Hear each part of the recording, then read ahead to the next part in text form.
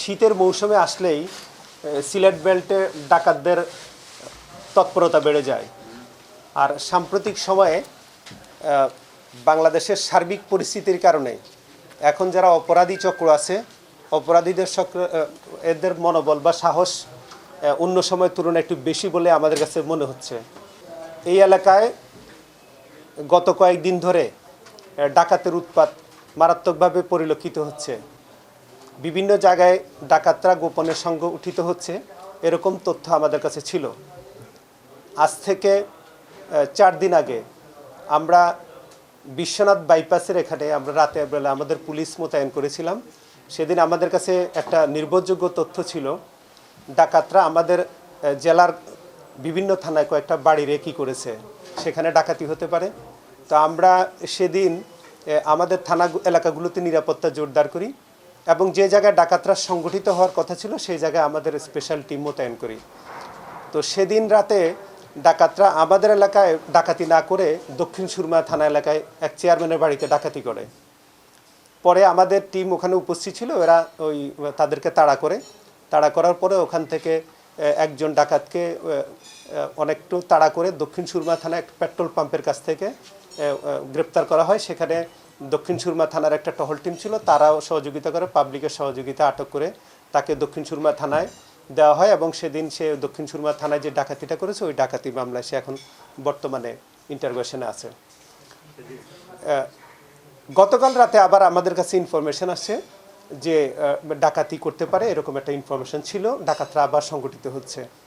তো সেই তথ্যের ভিত্তিতে গতকাল রাতে আমরা অভিযান করে ওখানে আমরা বেশ কিছু লোককে ধরি সন্দেহভাজন।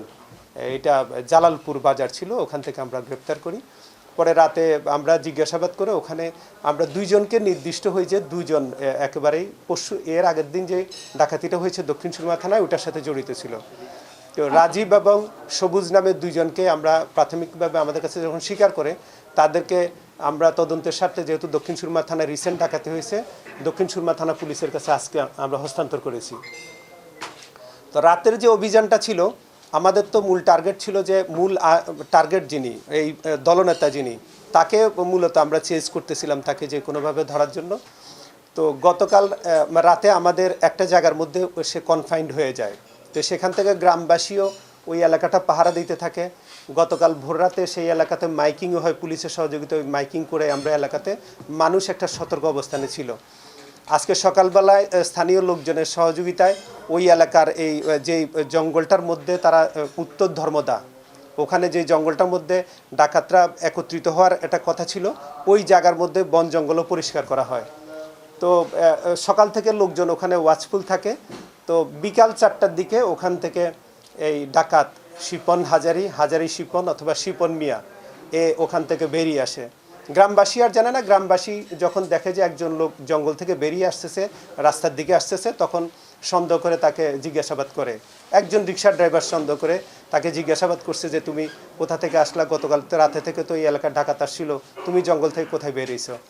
তো এইটা নিয়ে যখন সন্দেহ, তখন সে দৌড় দিয়ে আবার পালাইতে চায়। তখনই গ্রামবাসীতে আগে থেকে অ্যালার্ট ছিল, সবাই তাকে আটক করে পরে থানা পুলিশকে খবর দেয়।